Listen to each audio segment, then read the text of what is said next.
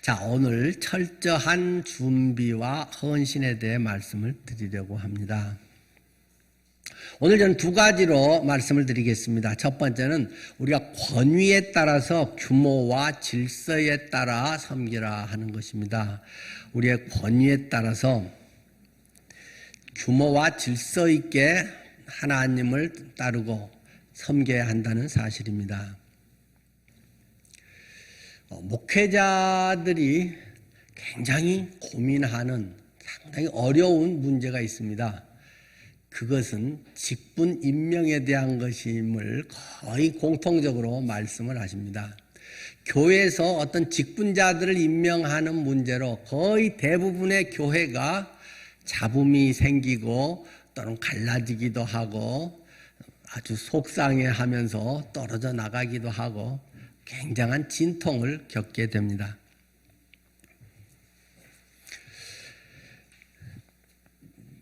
자, 오늘 본문의 말씀을 우리가 보면 레위 자손, 지난번 설교 때 말씀을 드렸죠. 이스라엘 자손의 모든 첫 장자, 첫 아들과 또 첫 가축, 그것은 전부 하나님 것이다. 그러니까 하나님께 다 드려라. 그러나 그렇게 하기 어려운 상황들이기 때문에 그러면 그 큰 아들 대신에 레위 자손을 그들을 대신해서 드려라. 그래서 숫자를 20살 이상으로 계산하니까 22,000명이 레위 자손이고 이스라엘 자손의 첫 아들을 다시 했더니 22,273명이었다. 그래서 273명에 대한 것은 또 세계를 한 사람당 5세계를 해서 정확하게 계산해서 또 바쳐라. 이런 말씀을 지난 설교 때 나눈 바가 있습니다.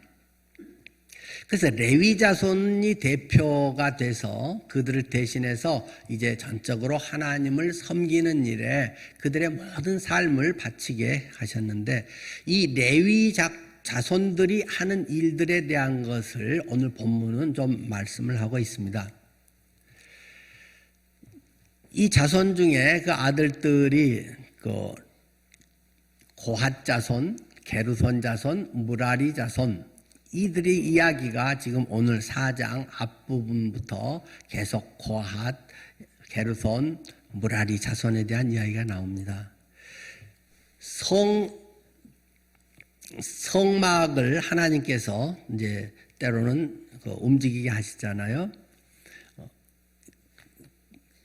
시내산에 거기서 이제 하나님께서 성막을 또 설계해서 만들게 하시고 그들이 앞으로 광야 생활에서 계속 이 성막을 가지고 성막을 중심으로 동서남북으로 세 지파씩 12지파가 일사불란하게 움직일 수 있도록 하셨잖아요. 구름이 멈추면 그곳에 멈춰서 성막을 치고 또 구름이 떠오르면 그것을 철거해서 또 계속 구름이 움직이는 대로 가고 그런 것이 이 이스라엘 백성들의 삶이었습니다. 그런데 그걸 옮기는 데에도 매우 중요한 원리들이 있다 하는 것을 성경은 세세적으로 정말 너무 지나치지 않을까 싶을 정도로 구체적인 이야기들을 하고 있습니다.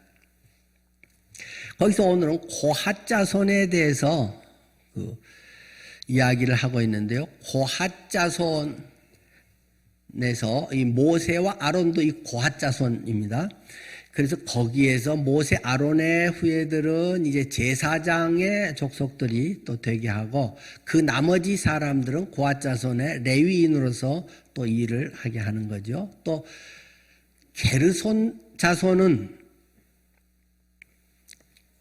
이 장남은 게르손인데 고핫은 둘째고 무라리가 셋째고 그런데 고핫 자손은 그 맡은 일이 제일 중요한 일을 오늘 본문에 보면 맡겨져 있다는 것입니다. 성막에서도 제일 중심인 성소 그리고 지성소에 있는 것 그리고 매우 중요한 성물 이런 것을 옮기는 일을 이 고핫 자손이 하게 됩니다. 그런데 게르손 자손은 큰 아들인데 그 주변 것을 이제 옮기게 되죠. 뭐 가장 중요하다, 덜 중요하다 하는 것은 우리 인간적 개념이겠습니다만은 우리가 일반적으로 볼 때 휘장이라든가 덮개라든가 성막 울타리라든가 이런 것은 이제 게르손 자손들이 맡아서 가져가게 했다는 것입니다. 그런데 이 성물들보다 양도 훨씬 많고 또 힘든 일이라고도 하겠죠. 셋째, 이 무라린의 자손들은 성막 이런 뼈대가 되는 건축물, 그러니까 기둥이라든가 뭐 널판이라든가 받침대라든가 말뚝이라든가 이런 것들을 주로 옮기는 일을 이 무라리 자손들이 맡게 됩니다. 그러니까 이것은 양도 더 많고 어쩌면 더 힘들기도 하죠. 만약에 우리가 교회에서도 어떤 일을 이렇게 업무 분장을 할 때 어떤 이렇게 하면 자칫 불평불만이 나올 가능성도 있겠죠. 나는 큰아들인데 진짜 중요한 핵심적인 것을 나한테 안 맡기고 둘째 저놈네 가문에서 맡게 한다. 그럴 때 속상할 수 있지 않을까요? 내가 교회 창립 멤버인데 내가 교회에 온 지가 훨씬 오래됐는데 내가 또 교회에서 열심히 일하는데 내가 헌금도 많이 했는데 뭔가 기여한 바나 사람들 앞에 드러난 것도 많은데 오히려 직분을 다른 사람을 주고 나는 안 준다. 그러면 서운할 수 있겠죠. 인간적으로. 제가 첫 서두에 목사님들이 목회하면서 굉장히 어려운 부분이 직분 임명에 대한 부분이다 라는 말씀을 드렸습니다. 에이, 교회에서 그러면 되나? 하지만 실제 그런 일이 닥치면 거의 대부분의 교회들에서는 파장이 일어나게 됩니다. 똑같이 집사로 섬겼는데 누구는 권사로 임명이 돼서 권사님하고 부름받게 되고 누구는 똑같이 하다가 안수 집사님 되고 누구는 또 장로님 되고 이렇게 되는 부분들에서 은근히 굉장히 본인도 말은 잘 못하지만 속상하고 또 식구들이 같이 다니면 가족들은 더 속상해서 엄마가 교회에 지금까지 한 게 얼마나 열심히 했는데 목사님이 누구 집사를 더 좋게 보고 그 사람이 뭐 헌금 많이 하니까 그 사람 권사로 뭐 그 사람을 또는 안수 집사로 뭐 이렇게 세우고 아이고 우리 목사님 변했어. 그런 것들이 일어날 수 있지 않겠어요? 전에도 말씀드려서 여러분도 뭐 다 아시겠지만 세계에서 대한민국만큼 교회의 직분이 다양하고 많은 교회 직제는 없습니다. 권찰, 요즘은 잘 안 쓰지만 권찰이라고 하는 직분도 있었고 그러다가 이제 뭐 서울이 집사, 그러다가 뭐 안수 집사, 권사, 장로 이런 이제 직분들이 쭉 있잖아요. 뭐 전에도 말씀드렸듯이 권사라는 직분도 세계에서 유일하게 대한민국에서만 창의적으로 만들어낸 직분의 이름이고 세계 어디에도 권사라고 하는 이름도 없지만 우리나라에서는 아주 보편적으로 통용되고 있습니다. 제가 지금 말씀드리려고 하는 건 나쁘다 좋다 이런 것을 지금 말씀드리려고 하는 거 아닙니다. 잘 한번 들어주시기 바랍니다. 우리나라는 자칫 어떤 신앙도 어떤 배경에서 다 뿌리 내리고 자라는 거 아니겠어요? 그런데 유교적 전통의 이런 부분이 강하기 때문에 장유유서라든가 어떤 위아래 이런 것들이 다른 데보다 상당히 좀 강한 편이죠. 내가 교회 먼저 왔는데 늦게 온 저 사람이 좀 열심히 하니까 그 사람은 막 권사 장로가 되고 나는 계속 집사라고만 해놓고 내가 전도한 사람인데 그 사람이 더 빨리 그런 권사 장로가 되고, 그러면 굉장히 속상할 수 있다는 것입니다. 그래서 흔히 특히 남자분들이 친구들 만나면 뭐 오랜 신앙의 그런 친구들 만나면 그런다대요. 너 직분 뭐냐 교회에서? 하면서 나 집사야. 그러면 너는 아직도 집사냐? 나는 장로인데. 그래서 김 장로, 박 장로 하면서 이제 그 자기들 장로들은 장로회 불러가면서 막 이야기하고, 너는 아직도 집사냐? 뭐 그런 얘기 하신다고 그러대요. 그런 것에 대해서 어떻게 생각하십니까? 집사는 신앙이 별로고 봉사도 적게 하고, 권사 장로님은 신앙이 좋고 아주 성숙되고 일 많이 하고 그런가요? 그런 것도 있긴 있을 겁니다. 그것도 무시할 수는 없잖아요.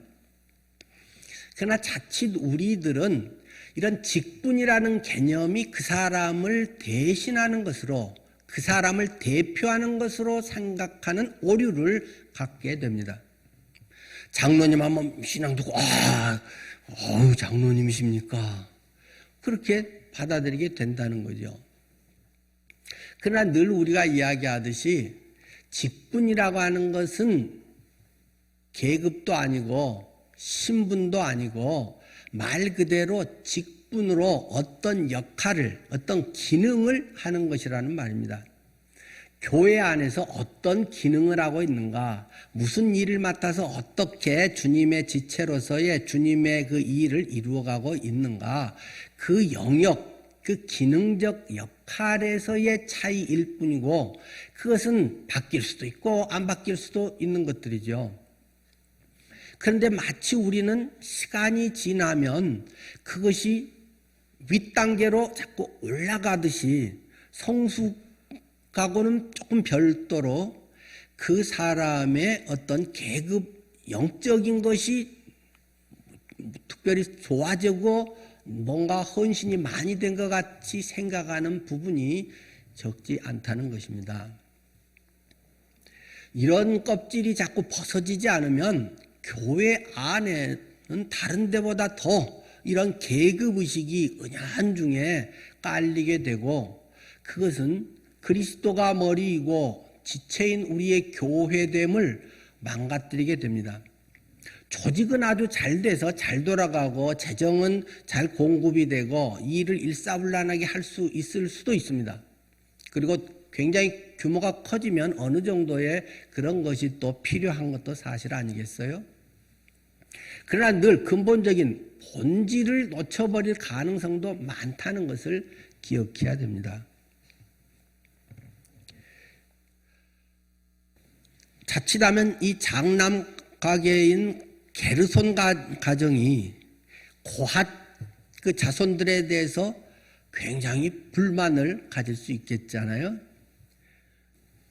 쟤는 동생인데 성전에 제일 중요한 것을 쟤들만 다 하고 우리는 손도 못 대게 하고, 쟤들이 그 핵심 멤버로서 다 일한다. 장남인 우리를 제껴두고, 이런 마음이 생기게 되죠. 직분이라고 하는 것은 언제든지 바뀔 수 있는 것입니다. 또 성경에 집사, 목사 이런 직분이 있잖아요. 뭐 성경에는 전도사라는 직분도 사실은 없잖아요. 전도자는 있지만 우리의 오늘날 개념에 전도사도 사실은 없는 거고, 뭐 목사 후보생, 목사 준비생, 그 훈련 과정, 인턴 과정, 뭐 이제 이런 식이 되는 거겠죠. 그 시대에 따라서 또 우리 생기는 것이 나쁜 것도 아닙니다. 그런 일을 기능적으로 효율적으로 아주 적절하게 잘 할 수 있는 또 동기부여도 되지 않겠습니까? 근데 많은 사람들이 어떤 직분에 대해서 기대하고 있는 것은 은연중에 그것이 최고 직분이고 평신도로서는 제일 높은 최고로 올라간 것이고, 그 성숙한 하나님의 아주 더 맨 앞에 서 있는 사람처럼 오해할 가능성들이 많다는 것을 저는 이야기하고 있는 것입니다. 그렇죠. 우리 교회의 경우 안수 집사님이나 권사님이 없잖아요. 뭐 없다고 꼭 좋은 것도 아니고 또 있어야 될 꼭 이유도 없다고 저는 생각합니다. 이것은 이제 제 목회, 제 생각인 것이고 이건 진리의 문제도 아니기 때문에 그것을 뭐 굳이 맞네 틀리네 이야기할 수 있는 건 아니죠. 또 이제 언젠가 제 후임 목사가 와서 그분은 어떤 그런 직제 부분들에서 또 뭐 이런 거 필요하겠다 하고 우리 뭐 재직회에서 동의하고 하면 또 만들어서 세우면 되는 것이고요. 그러니까 안 할 것도 없고 할 것도 없습니다. 그러나 우리 교회에서 보면 그 직분을 세우는 이유는 교회에 필요한 일을 하기 위해서입니다. 명예나 대표를 위해서도 아니고 일을 하기 위해서 교회가 교회다운 일을 할 수 있도록 일꾼으로 세워지는 것이 직분자라는 것입니다. 그래서 우리 교회는 실상 안수 집사님이나 권사님이 있습니다. 그 이름을 다르게 쓰는 것뿐이죠. 운영위원이라고 우리는 이름을 붙이는 것입니다. 안수 집사님이 되고 권사님 돼서 하는 일은 무엇인가요? 뒤에서 나 옛날 열심히 했으니까 젊은 사람들 열심히 해, 잘해, 뭐 이러기 위해서 있는 건가요? 총대 메고 맨 앞에 서서 팔 걷어붙이고 그 일을 직접 제일 하는 사람이 그 장로고 권사고 안수 집사고 그 직분자라는 것입니다. 우리 교회에서 그것을 매일 관심 가지고 제일 집중적으로 하는 사람이 운영위원입니다. 그러니까 앞으로도 우리 교회에 혹시 안수 집사라든가 권사님 세우면 그분은 평생 운영위원을 해야 되는 것입니다. 운영위원 하는 일이 그 일이기 때문에 권사와 안수 집사의 일은 평생 나는 운영위원을 하겠다라는 것입니다. 실제적인 교회에서 일인 말입니다. 그러나 평생은 사실 못 해드리고 우리 교회에 정해지는 것은 75세까지 일반 나이로 75세까지 운영위원을 하기로 우리는 일단 정해져 있기 때문에 또 뭐 바뀌면 또 나중에 바뀔 수도 있겠죠. 그러니까 우리 교회에서 안수 집사나 권사님은 평생 운영위원 하는 것입니다. 일하려고 세워진 직분이기 때문에 그것을 구체적 하는 것이 운영위원회다. 그러니까 우리 남자 지금 운영위원들이 사실 안수 집사인 셈이죠. 그리고 여자 우리 윤우순 집사님하고 이재숙 집사님이 사실 권사인 셈이죠. 우리 교회에. 그러나 우리 교회는 그런 명칭을 굳이 붙일 필요가 없이 그 일을 하는 것이고 혹시 그러나 그것은 뭐 항존직으로 평생 마치 신분 자격증처럼 갖고 다니는 게 아니기 때문에 직분이라고 하는 것은 우리 교회는 1년마다 재직회에서 이제 동의를 받아서 뭐 또는 연장 또 하든지 또 새로운 분이 할 수 있으면 바꾸든지 하여튼 기간이 우리는 1년으로 1년간 안수집사 역할하고 1년간 권사 역할하고 그런 것일 뿐입니다. 그러니까 우리의 개념에서 내가 안수집사가 됐다, 권사가 됐다 하는 것이 다른 데서도 야, 나 권사야, 나 안수집사 장로야 그런 것은 성경의 본질하고는 전혀 상관없는 자칫 성경에 말하고 있는 섬김의 정신, 은밀의 정신, 직분을 세우고자 하는 원래 목적, 제일 몸으로 때우고 돈 쓰고 시간 써서 일하는 것이 그 직분인데 명예직으로 전락해버리는 이런 그 엉뚱한 직분이 지금 한국 교회의 실상이라고 하는 것이죠.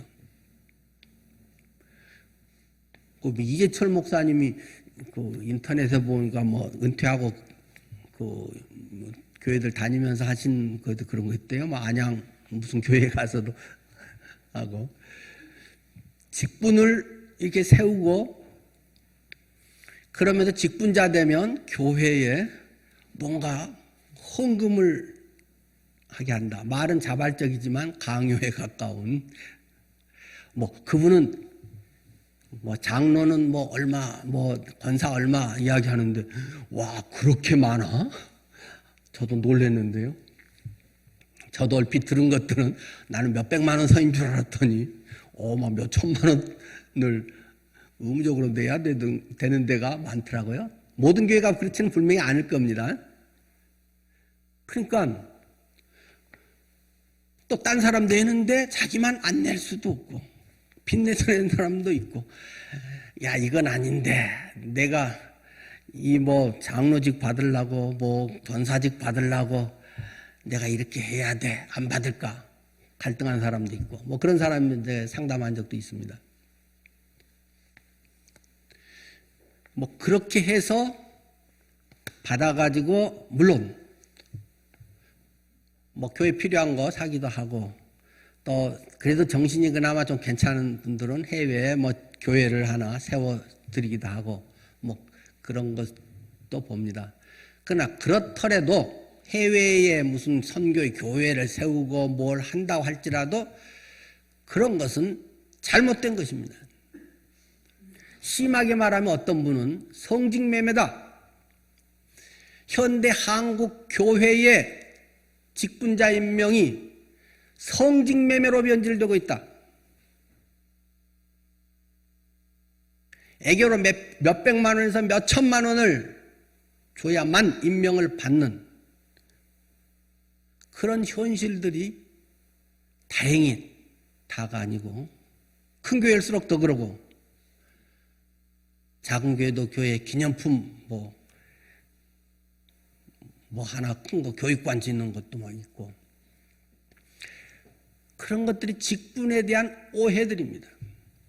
그리고 뭔가를 그렇게 한 사람은 나는 이제 교회 대표다, 내가 이렇게 해서 됐다, 그러면 막 자꾸 명함이라도 찍고 싶고 뭔가 막 이야기하고 싶어서 이야기 나오면 장로인데 권사인데 하고 싶은 마음이 있다는 것입니다.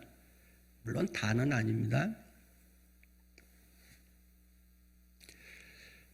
이 게르손이나 고핫이나 이러한 그 직분에 대해서 만약에 제가 이렇게 딱 정해서 했다면 아마 엄청 욕먹을 것 같죠.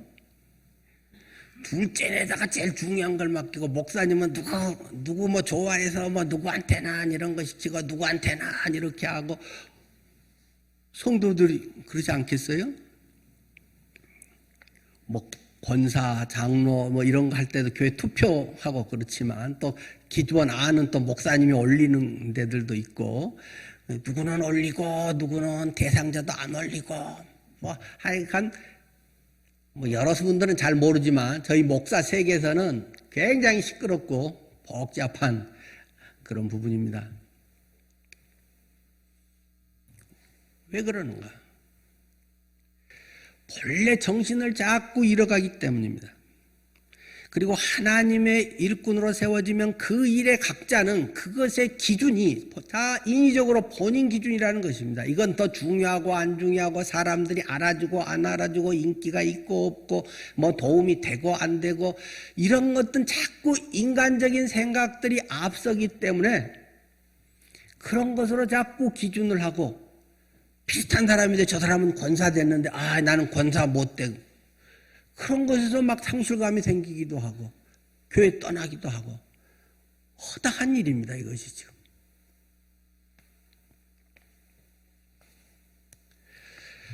그런데 기억할 것은 이 고앗 자손들이 사실 일반적으로 봐도 중요한 일인 것은 맞는데, 그럴수록 책임이 훨씬 더 크다는 사실을 기억해야 됩니다. 다른 성물을 맡은 때는 그런 말 별로 안 해도 이 고앗 자손에 대해서 하는 것에 대해서는 굉장히 엄한 기준을 하나님은 지금 말씀하고 있습니다.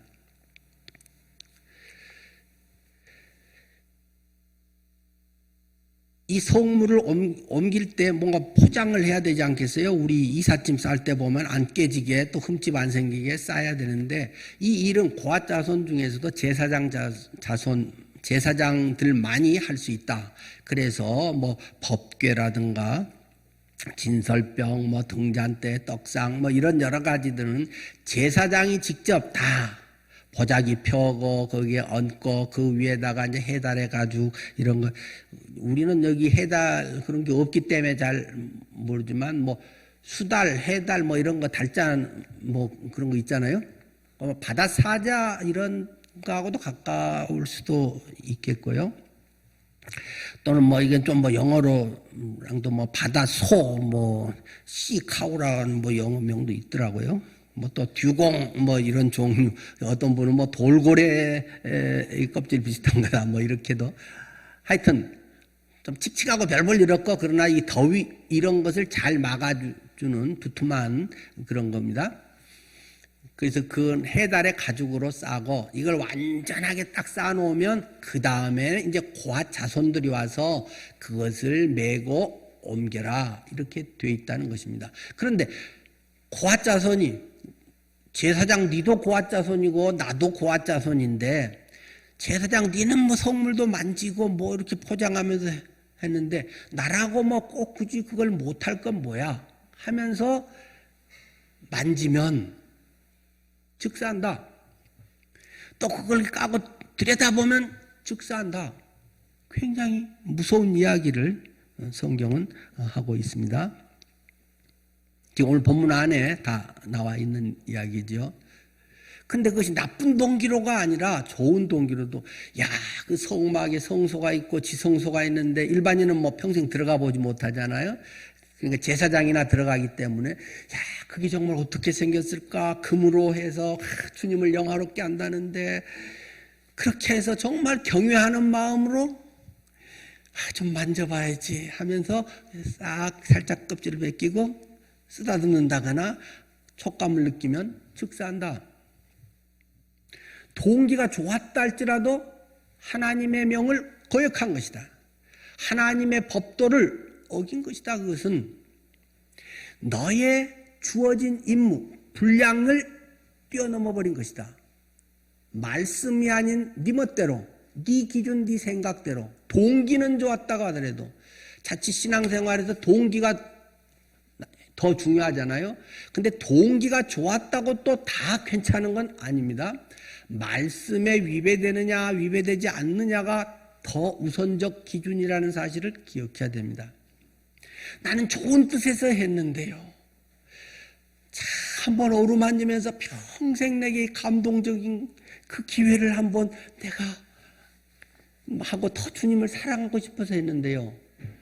그거보다 중요한 것은 하지 말라 하는 걸 안 하는 것이 훨씬 주님을 바로 섬기는 것이다 하는 것을 말씀하고 있습니다.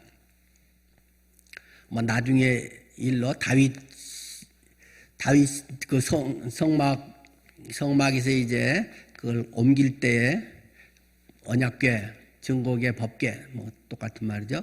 그걸 옮길 때 마차에 실어서 오는데 덜컹 해서 넘어지려고 하니까 웃사라고 하는 사람이 하나님의 이 법궤가 내 동댕이 쳐주면 안 되는데 목숨을 걸고 깔려 죽을 각오를 하고 막았는데 즉사했다. 왜? 하나님의 법을 어겼다. 절대로 손대지 말아라. 우리가 보면 논리적, 이성적으로 이해가 안 되는데 하나님의 법은 때로 그렇게 아주 엄격하다는 것입니다.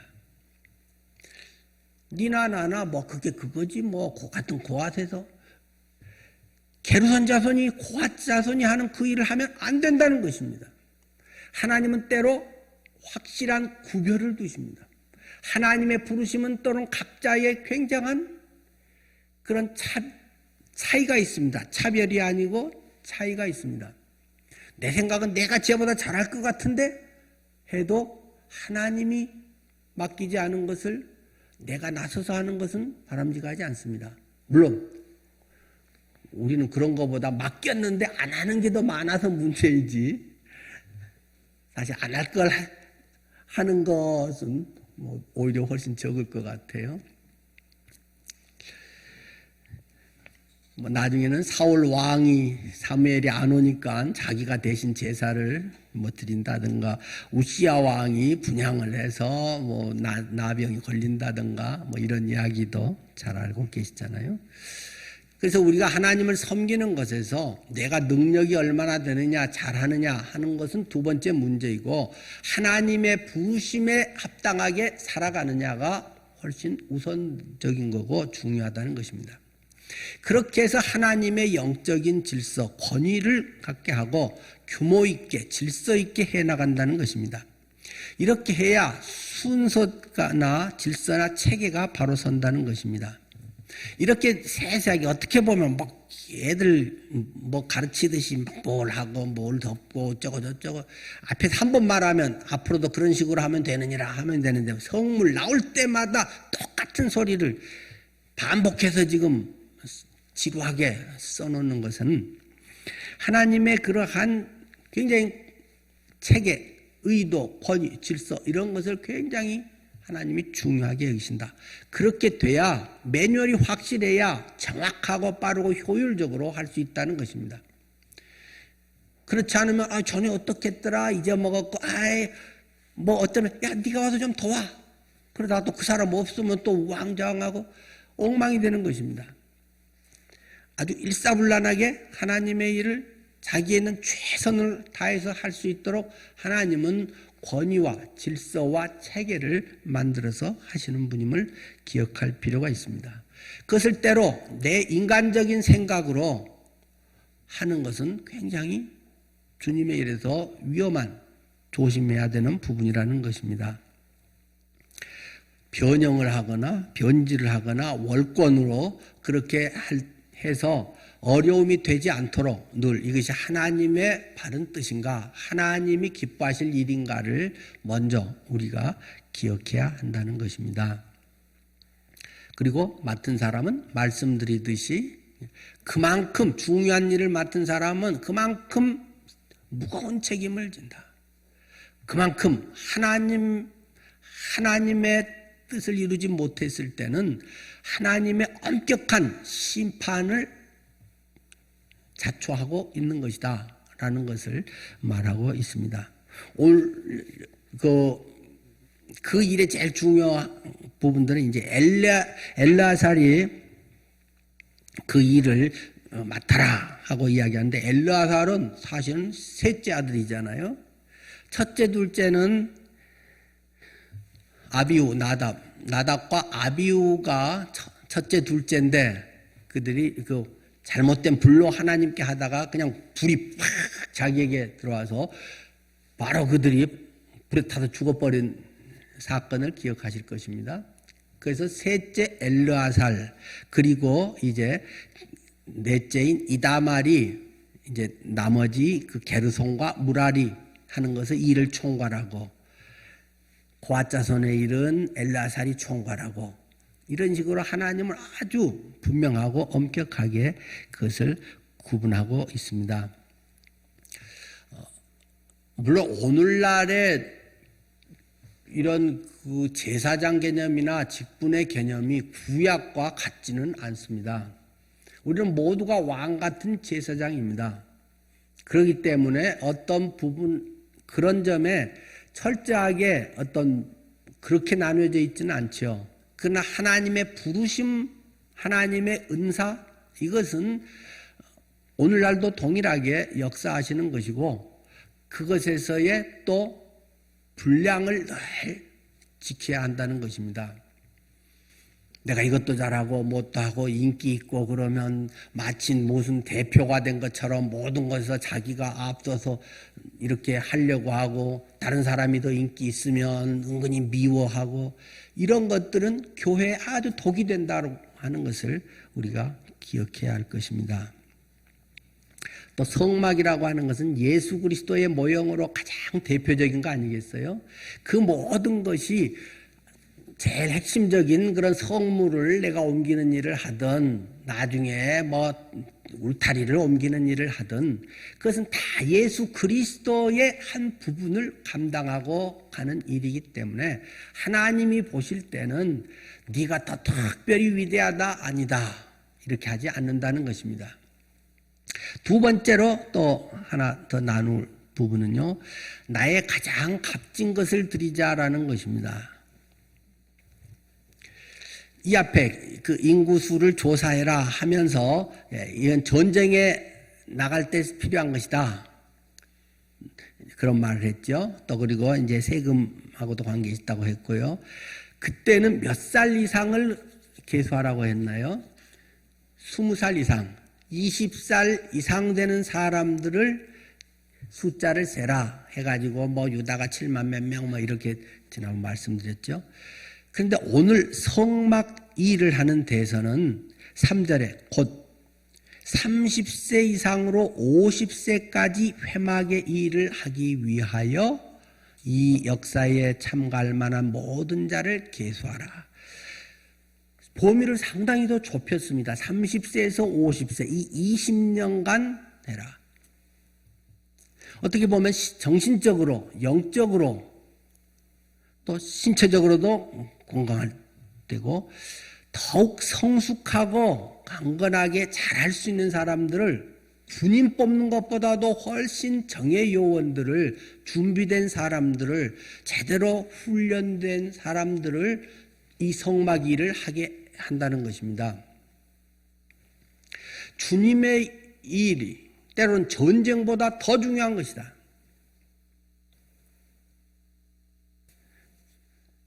주님의 일이라고 하는 것에서 교회 안에서 일만이라고 하는 개념을 우리는 좀 넓힐 필요가 있고요. 그러나 내가 먼저 하나님의 나라와 의를 위하여 살아간다는 자세는 항상 우선순위에 우리가 둬야만 한다는 것입니다. 여러분 또는 여러분 자손은 여러분의 인생의 황금기에 무엇을 하십니까? 하셨습니까? 우리 인생의 황금기는 또 언제입니까? 많은 경우에 젊어서 뭔가 왕성하고 뭔가 잘할 수 있을 때 내 하고 싶은 일을 주로 다 하고 그러다가 아파가지고 또는 사업을 실패해가지고 큰 어떤 충격적인 사건이 일어나가지고 그럴 때 할 수 없이 나중에 천부여 의지없어서 손들고 옵니다. 주님 날 받아주십시오. 그런 경우가 많습니다. 그때라도 오는 것은 은혜이고 복입니다. 그것도 다행입니다. 그러나 할 수 있으면 그런 거 없이도 이 영혼에 대한 일이 복음을 증가하는 일이 하나님의 함께 하심을 나타내는 일이 내 인생의 가장 귀한 일이다 하고 일찍부터 그것을 위해서 준비되고 그것을 위해서 돈 들이고 시간 들이고 몸 바쳐 산다면 얼마나 더 복된 일일까요? 아마 여러분은 몰몬교 사람들을 본 적이 있을 것입니다. 여기서 조금 나가면 오정구청 좀 못 가서 그 부천 거기 화원들 쭉 있고 그 옆에 그 예수 그리스도 후기 성도 교회라고 하는 것을 그 진지가 얼마 안 된 그 깔끔하게 그 예쁘장한 건물이 있습니다.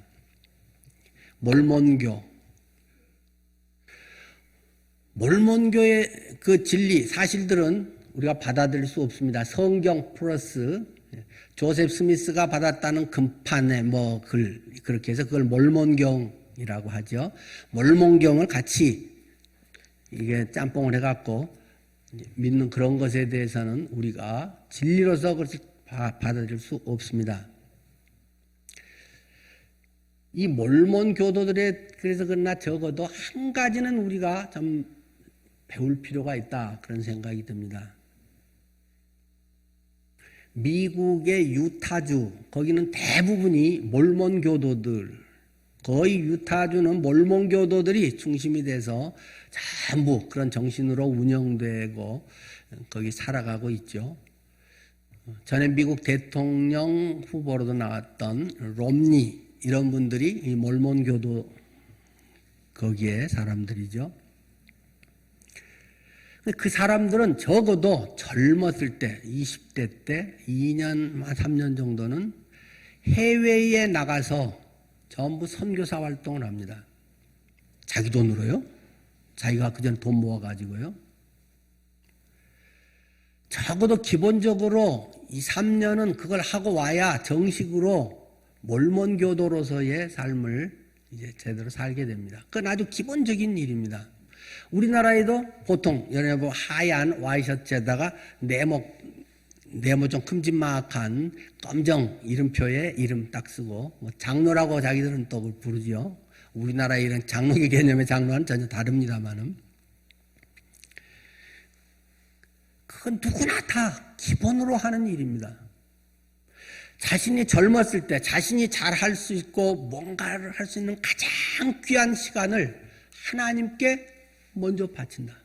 적어도 2, 3년은 하나님께 바쳐서 자기의 삶을 살아가겠다라고 하는 신앙의 표현이고 실제적 헌신입니다. 우리나라에 와서 초기에 상당히 많은 영향을 미쳤잖아요. 그 사람은 접근하기가 쉽지요. 영어 가르쳐 준다고 해서 바이블 스터디 열어서 많은 사람들이 영어 회화, 프리토킹 이런 거 할 기회가 전에 적었기 때문에 그 사람들이 하는 그 성경 공부방 가서 많이 배웠어요. 아무 보수 안 받고 자기 월급 모아가지고 와서 봉사들을 합니다. 우리의 삶에도 가장 귀한 것, 가장 값진 때를 주님께 바칠 수 있다면 얼마나 복된 삶일까요?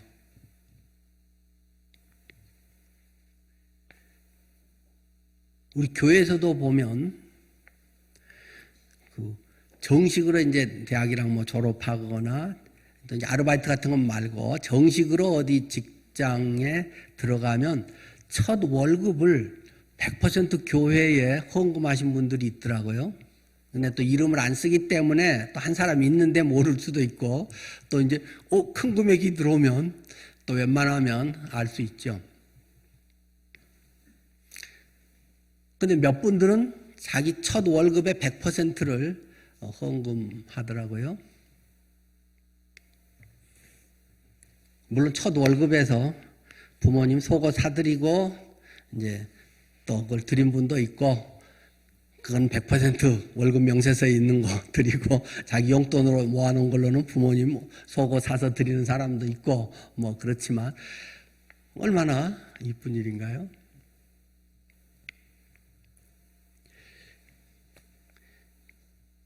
저희 집에서도 가르치지는 않았는데 첫 월급 받아갖고 100% 교회 소득원금으로 내더라고요. 두 번째 월급은 받아갖고 제 안마의자를 사주더라고요. 그때 제가 뇌졸중 걸려 바로 조금 지난 때이기 때문에 지금도 하루에 한 2번 정도는 저는 안마의자를 한 6년째 하고 있습니다. 저만큼 안마의자 잘 쓰는 분이 아마 없을 것 같아요.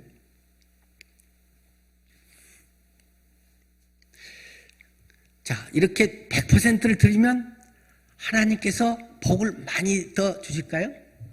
저는 그렇게 생각하지는 않습니다. 네 첫 월급을 다 드렸구나. 내가 그걸 알았다. 네 평생에 먹고 살 건 책임져 주마. 그러진 않을 거예요. 그걸 또 안 했다고 해서 못 했다고 해서 하나님께서 너는 나를 좀 덜 사랑하구나 그러지도 않을 거예요. 그러나 적어도 본인이 누가 가르치거나 시켜서 한 건 아니고 본인이 그런 마음이 들면 그 사람의 삶의 자세가 좀 다르지 않을까요? 먼저 하나님의 나라와 의를 구하고 어떤 것을 중요한 것에 첫 월급은 얼마나 소중해요? 장성에서 처음으로 내가 몇백만 원이든지 월급을 받았는데 그것을 드린다는 건 쉬운 일이 아닐 겁니다. 그러나 그렇게 할 수 있는 사람은 다음에 또 중요한 거나 어려운 어떤 상황이 됐을 때 주님을 더 의지하게 되지 않겠어요?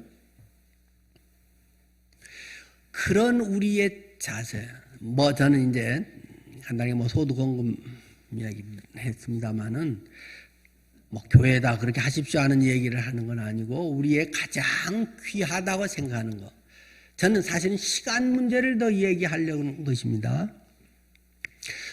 30살에서 50살 사이에 가장 어떻게 보면 잘 일할 수 있는 사람들의 그들을 택해서 일하게 했다. 주님의 일은 남은 시간에 하는 것이 아닙니다. 젊어서 열심히 다 하고 이제 은퇴해서 별로 없으니까 교회에 남아 이제 열심히 거기에 마음 들고 하지. 그건 아닙니다. 또 딴 하는 것보다 낫죠. 가장 귀한 시간을 어디에 들이냐가 그 사람의 가치관이 무엇이냐, 그 사람이 진정으로 추구하는 바가 무엇이냐를 드러내 보인다는 것일 뿐입니다.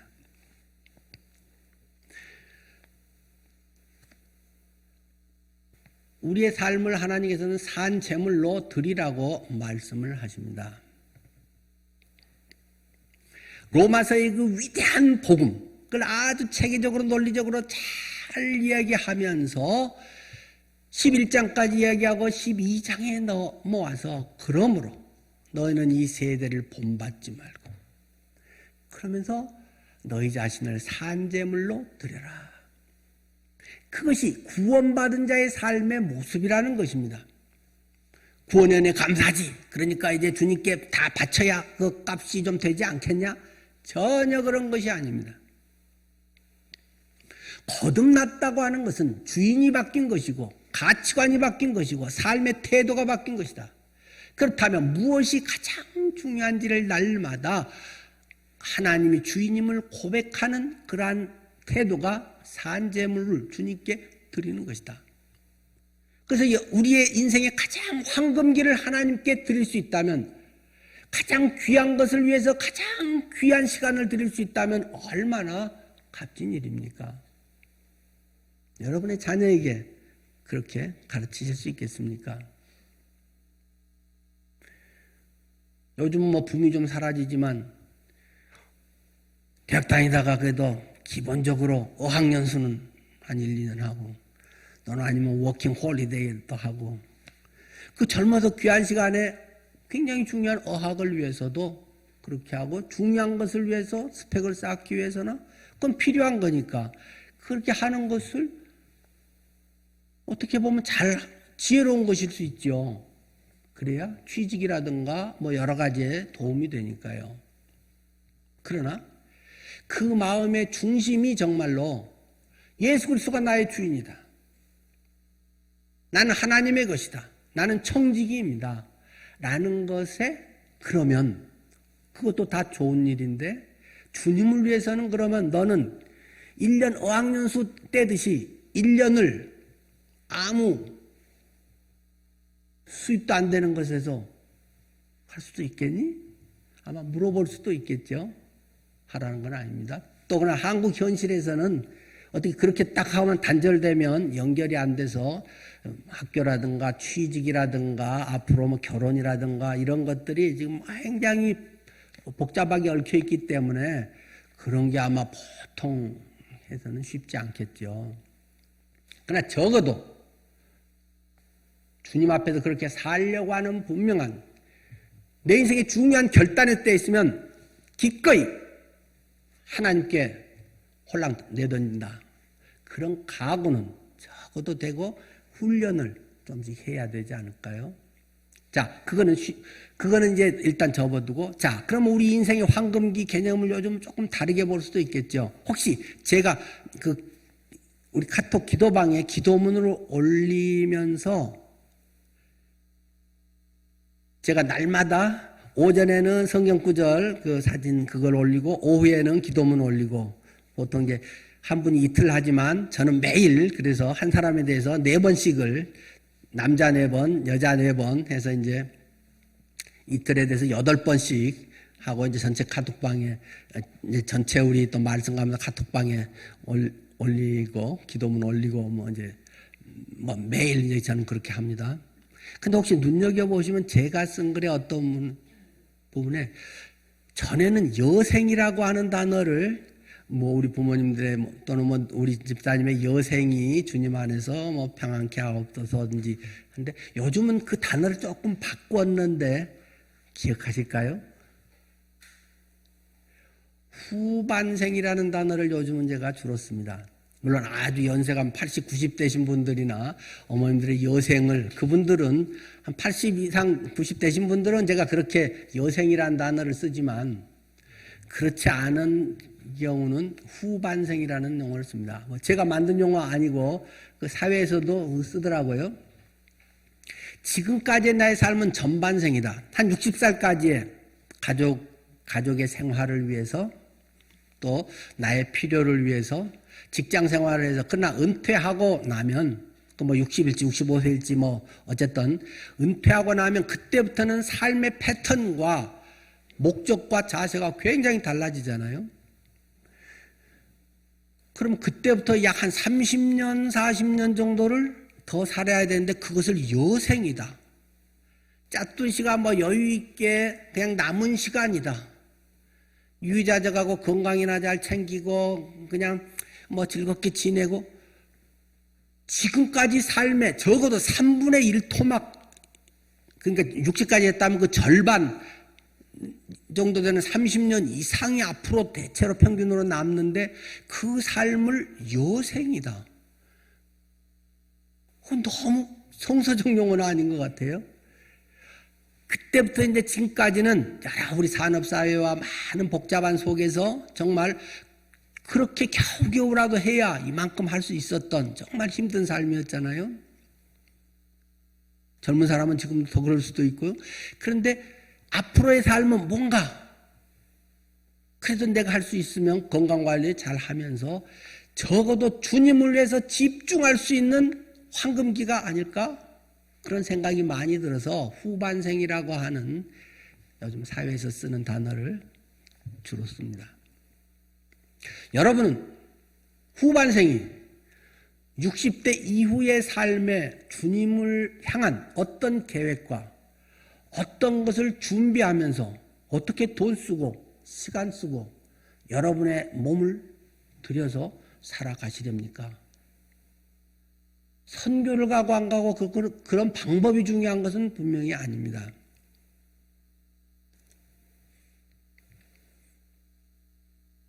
운영위원을 하면 75세까지도 할 수 있고 60, 70대만 이제 은퇴인데, 교회에서는 적어도 이제 제대로 일할 수 있는 시간이다. 전에는 하고 싶어도 메인 것이 다른 게 많아갖고 내가 못했는데 정말 한번 하나님 안에서의 가장 나다운 삶을 살아봐야겠다. 그런 결심이 각자가 뭔가에 그런 도전이 됐으면 좋겠습니다.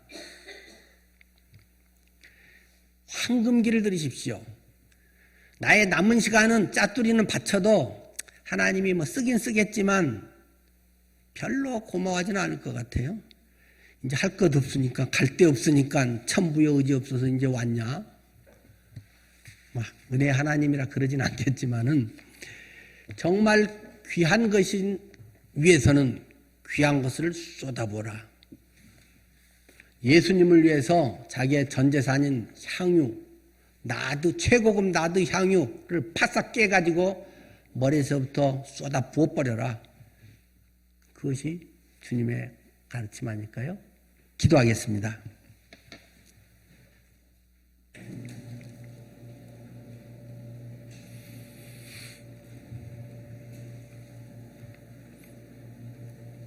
신분이나 직분이나 이런 것이 나를 대변하지 않습니다.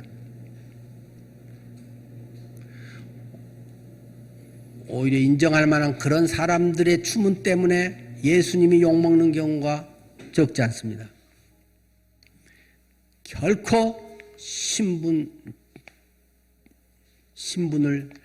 직분이 대체하지 않습니다. 내가 그리스도를 참으로 사랑하고 성숙하고 나는 이름도 없이 빛도 없이 사라질 그것이 나의 성숙함의 본 모습인 줄을 알고, 그러나 내가 총대 맬 거 있으면 매고 이 몸이 할 수 있는 것은 최선을 다해서 주님 부르시는 그날까지 하다가 가려는 적어도 그런 자세가 우리 성전인 우리의 삶의 모습인 줄 압니다.